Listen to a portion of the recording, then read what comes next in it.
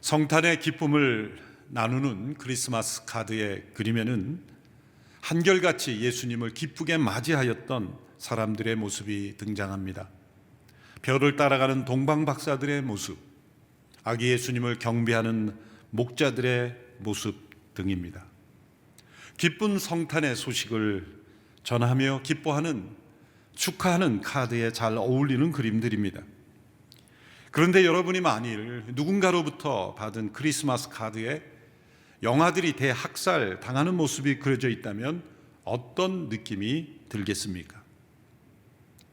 그러한 일이 실제로 일어났습니다.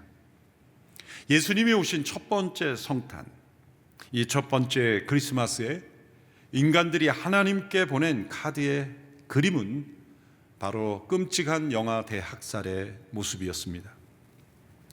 우리는 예수님의 탄생 기록에서 일어난 사건들을 있는 그대로 보기보다는 받아들이기 좋고 우리 마음에 부담 없는 면만을 보려고 합니다.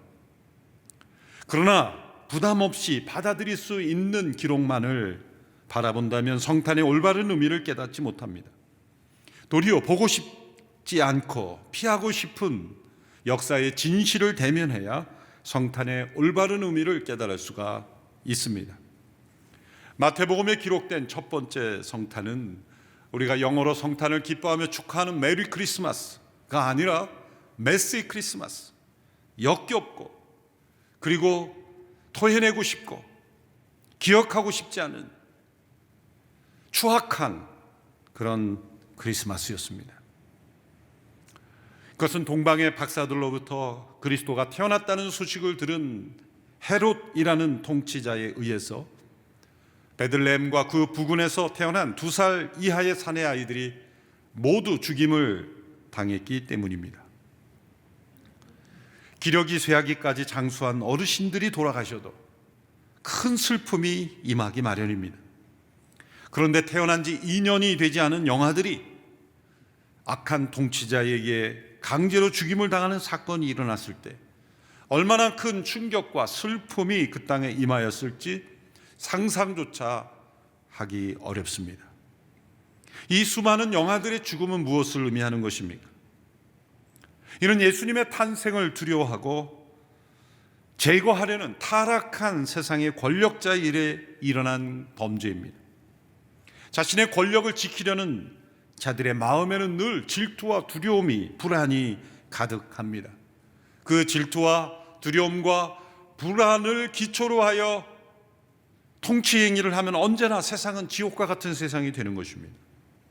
예수님의 탄생을 두려워하여 예수님을 제거하려고 수많은 사내 아이들을 죽인 행동은 바로 악한 통치자들이 역사 속에 보여주었던 모습 중에 하나인 것입니다. 역사적으로 타락한 통치자들은 하나님의 뜻에 우호적인 자들이 거의 없었습니다. 그들은 타락한 권세욕에 사로잡혀서 자신을 위대하게 만들고 자신이 누릴 수 있는 부요함, 그 특권을 지키기 위해서 잔인하고 사악한 일들을 마다하지 않았습니다. 그들의 마음에는 교만이 가득하였고 세상의 것들에 애착을 가지고 있었습니다. 그래서 그들이 현재 누리고 있는 권세를 위협하거나 빼앗아갈 가능성이 있는 사람은 누구든지 어떤 방법을 동원해서든지 제거하였던 것입니다. 예수님께서 탄생하였을 때 유대를 통치하던 헤롯이 바로 그러한 인물이었습니다. 이 마태복음 2장에 나오는 이 헤롯 왕은 세례 요한을 죽이게 한 분봉한 헤롯과 다른 인물이죠. 마태복음 2장의 헤롯 왕은 로마로부터 헤롯 대왕, 헤롯 대제라는 칭호까지 받았던 로마 제국의 인정을 받았던 정치 지도자입니다. 그는 유대인과 에돔 사이에서 태어난 사람이죠. 선대로부터 유다의 유력한 장군이었던 가문에서 태어나 로마에 의하여 왕으로 세워진 사람으로 알려진 사람입니다. 많은 지역을 지배한 로마 제국으로서는 각 지배 국가들을 잘 통치할 수 있는 지도자가 절실히 필요했을 겁니다. 헤롯은 바로 그러한 사람 중에 한 사람이고 인정을 받아 40여 년 동안이나 유대를 통치하였던 사람입니다. 그래서 그는 정치 외교력이 아주 뛰어난 사람이라고 볼 수 있죠. 그는 유대인들의 환심, 유대인들의 지지를 받기 위해서도 매우 노력을 많이 했습니다. 유대인들이 중요시하는 성전을 화려하게 지어줬죠. 지금도 예루살렘에 가면 정통적인 유대인들이 이 통곡의 벽이라고 불리우는 곳에서 그 벽에다 얼굴을 대고 기도하는 그 통곡의 벽의 일부는 바로 헤롯 당시에 지어졌던 성전의 잔해가 남아있는 바로 그 벽입니다. 또한 그뿐만 아니라 헤롯은 가이사랴 항구도 지어줬고 마사다 요새 같은 요새, 유대인들의 환심을 사기 위한 여러 노력을 많이 기울였습니다. 그러나 실상 유대인들은 그를 지지하거나 좋아하지 않았습니다. 왜냐하면 그는 아주 교활한 인간이었기 때문이죠. 잔인한 인간이었기 때문입니다. 카멜레온과 같이 아주 교활하고 간교한 사람이라는 것을 유대인들은 알았기 때문입니다. 그는 늘 자신의 위치에 대한 불안에 사로잡혔습니다. 그래서 어떤 사람이든지 자기 주변에서 위협적인 사람이라고 생각하는 사람은 다 죽였습니다. 그래서 당시 산헤드린 구성원의 절반 이상을 처형하였습니다. 300명의 궁정 관리들을 일시에 죽이기도 하였습니다. 심지어 자신의 아내, 장모 그리고 아들들까지 자신의 위치를 위협한다고 생각하여 죽였습니다. 마지막으로 자신이 죽어갈 때는 예루살렘의 모든 지도층 인사들을 다 경기장에 모아놓고 자신이 죽자마자 동시에 죽이라고 명령까지 하기도 하였습니다. 그래서 어느 역사가는 이 헤롯을 설명하여 이런 말을 남기기도 하였죠. 헤롯의 아들이 되기보다는 차라리 헤롯의 돼지가 되는 것이 더 나을 것이다. 바로 이러한 인물이 헤롯이었습니다. 이러한 헤롯에게 어느 날 동방의 박사들이 나타나서 유대인의 왕으로 태어나신 분이 어디 계시냐라고 질문을 한 것은 매우 충격적인 일이었던 것입니다. 마태복음 2장 3절에 보면 헤롯이 이 말을 듣고 심히 심기가 불편했다 이렇게 번역을 했습니다. 엄청난 불안과 두려움이 엄습해 왔다는 겁니다. 엄청난 질투심이, 두려움이 그를 사로잡았다는 것입니다. 그래서 헤롯은 유대 대제사장들과 서기관들을 소집했습니다. 유대인의 왕이 어디서 태어나는가 질문했습니다. 조사를 시킨 겁니다. 그들은 율법과 구약의 역사에 정통했기에 베들레헴입니다. 미가서 5장 2절의 예언을 대답하였던 것이죠. 헤롯은 동방의 박사들에게 그 아기를 찾으면 자신에게도 알려달라고 했습니다. 자신도 경배하고 싶다. 새빨간 거짓말이죠. 죽이려고 한 것이죠. 하나님의 인도하심을 따라 동방의 박사들이 헤롯에게 들리지 않고 바로 돌아가자 헤롯은 베들레헴에서 태어난 2살 아래의 영아들을 모두 죽이라고 지시했던 것입니다. 아무리 한 통치자가 자신의 위치를 지키고 또 포악하고 잔인한지라도 어떻게 이렇게 2살 아래의 영아들을 모두 죽이는 대학살을 행해야만 했을까? 도대체 그 이유는 무엇인가? 예수님을 죽이려고 한 이유는 무엇입니까? 첫째로 헤롯은 예수님을 정확하게 알아본 것입니다. 예수님의 탄생이 보통 사건이 아니라는 것을 안 것입니다. 어둠은 빛을 거부하게 되어 있습니다. 헤롯은 자신이 모든 삶이 어둠에 속한다는 것을 본능적으로 한 것이고 이 동방의 박사들까지 경배하러 온 이 생명의 출생은 전 세계적인 사건이며 자신의 삶 그 자체를 위협할 수 있는 사건이라고 본 것입니다. 그래서 어둠에 속한 헤롯은 빛으로 오신 예수님을 거부하고 제거하려고 한 것입니다. 하나님을 대적하는 사람들은 자신의 악한 삶을 감추고 그것을 지키기 위해서 어떤 악한 일도 다 행했죠. 역사적으로 세계의 정복자들이 다 그랬지 않습니까? 스탈린, 히틀러 모두가 다 헤롯과 같이 자신의 권세를 지키기 위해서는 어떤 악한 일도 두려워하지 않았습니다. 특별히 빛에 속한 사람들, 빛이신 하나님의 자녀가 된 빛의 자녀들을 잔혹하게 학살했습니다. 그러나 동시에 헤롯은 예수님을 잘못 본 것입니다. 오해한 것입니다. 예수님은 헤롯의 자리를 탐내어 오신 분이 아니었기 때문입니다. 예수님은 헤롯의 왕자에 관심이 없으셨습니다. 헤롯이 안고 있는 유대의 통치자가 되려고 세상에 오신 분이 아니라 그 헤롯과 같은 이를 구원하시고 그를 사로잡고 있는 죄와 악으로부터 건지시고 그 헤롯의 주인이 되시기에 오신 것입니다. 예수님은 헤롯이 수많은 주변 사람들을 의심한 것처럼 그 헤롯의 생명을 빼앗기로 오신 것이 아닙니다.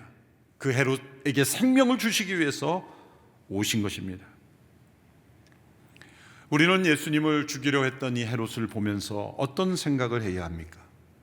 이렇게 잔인한 헤롯을 보면서 우리는 우리 안에도 이 헤롯이라는 악이 숨어 있다는 것을 직면해야 합니다.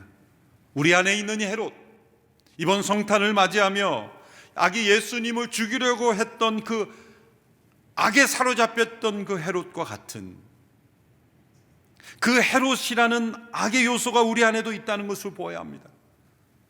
우리의 삶이 어둠에 속해 있다면 빛으로 오신 예수님을 환영하는 마음이 아닐 것입니다. 그것은 예수님을 올바로 알아본 거죠. 그러나 동시에 우리가 예수님을 오해하고 있을 수 있습니다.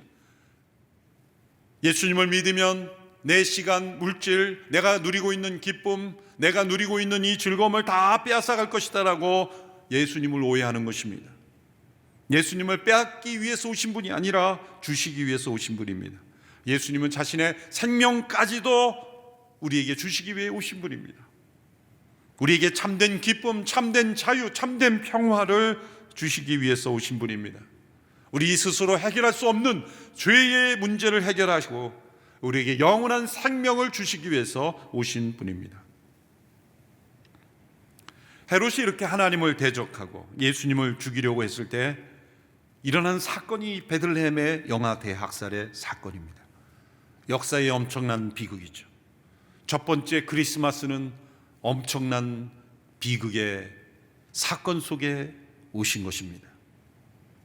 역사의 수많은 비극들이 이렇게 하나님을 대적하고 빛이신 하나님의 임재를 거부하는 이 어둠의 악의 세력 때문에 일어났습니다.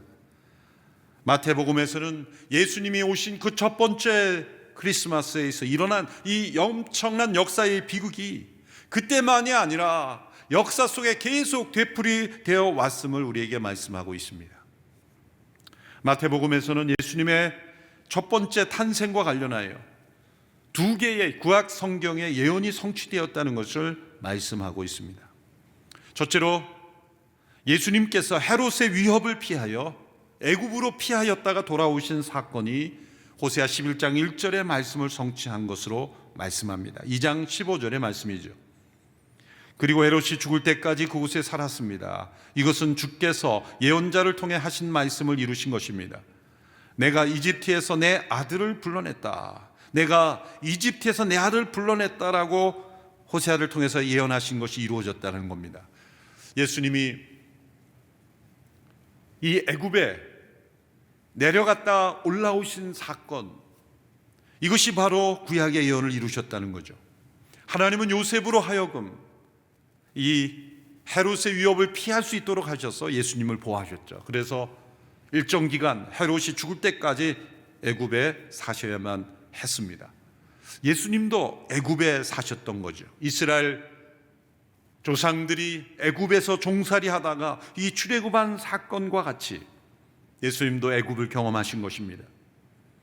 이 헤롯의 한 행동을 보면 구약시대 애굽의 바로를 연상케 합니다. 바로도 엄청난 영화를 학살했죠. 히브리 민족이 번성함을 보고 이를 두려워하고 이를 질투하고 이를 막기 위해서 모든 산파들에게 명하여 히브리의 사내 아이들을 모두 죽이라, 나일강에 버리라, 그렇게 명했죠. 그 가운데 살아남은 이가 모세였습니다. 하나님의 보호하심을 따라 살아남은 모세가 이스라엘을 출애굽시키는 지도자가 되었습니다. 그처럼 예수님은 헤롯에 의하여 생명의 위협을 받았지만 하나님은 그 생명을 보호하셔서 인류의 출애굽을 이루는 구원자가 되게 하신 것입니다. 예수님은 세상의 어떤 권세도 권력도 무너뜨릴 수가 없는 분입니다. 그분 하나님의 아들이시며 이 땅에 참된 구원을 주시는 영원한 하나님이시기 때문입니다. 인류 역사에는 이 헤롯처럼 예수 그리스도의 나라를 무너뜨리는 수많은 통치자들이 있었습니다. 그러나 하나님께서는 결코 그들의 손에 예수 그리스도의 나라를 넘겨주신 일이 없었습니다. 왜 북한에서 교회를 말살시킵니까? 예수님을 일면 제대로 본 것입니다. 예수 그리스도를 믿는 이들이 많아지고 교회가 많아지면 본인들의 그 통치가, 그 권세가 존속할 수 없다는 것을 알기 때문이에요. 헤롯이 예수님이 어떤 분인지를 알기 때문에 핍박한 것처럼 그렇게 핍박하고 있는 거죠. 그러나 동시에 예수님을 오해하고 있는 것입니다. 헤롯이 예수님께서 자신의 위치를 탐내시는 분으로 오해한 것처럼 그렇게 예수님도 세속적인 권세와 권력을 탐하는 것으로 착각하고 오해하는 것입니다. 역사는 증거합니다. 그리스도를 대적하는 세력과 나라는 모두 무너졌다는 것을 증거하고 있습니다. 저는 믿습니다. 언젠가 북한에도 교회가 회복될 것을 믿습니다. 헤롯이 예수님을 죽일 수 없었듯이 어떠한 정치적 세력도 교회를 무너뜨릴 수는 없습니다. 둘째로, 헤롯으로 인해 아이들이 죽은 사건을 예레미야 31장에 나오는 예언이 성취된 것으로 말씀합니다. 2장 17절로 18절의 말씀입니다. 이로써 예언자 예레미야를 통해 하신 말씀이 이루어졌습니다. 라마에서 슬퍼하며 크게 통곡하는 소리가 들리니 라헬이 그 자녀를 잃고 울고 있구나. 자녀들이 없어졌으므로 위로받기도 거절하는구나. 선지자 예레미야가 바벨론에 의하여 비참히 멸망당하는 그 백성들의 모습을 슬퍼하는 그 슬픔의 이미지로 창세기 시대의 라헬을 소원합니다. 이 라헬이라는 여인은 둘째 아들을 낳으면서 죽어가며 베노니라고 불렀습니다. 이 베노니가 바로 우리의 베냐민이죠. 내 슬픔의 아들이라는 뜻입니다. 이 라헬이 베들레헴에 묻혔습니다.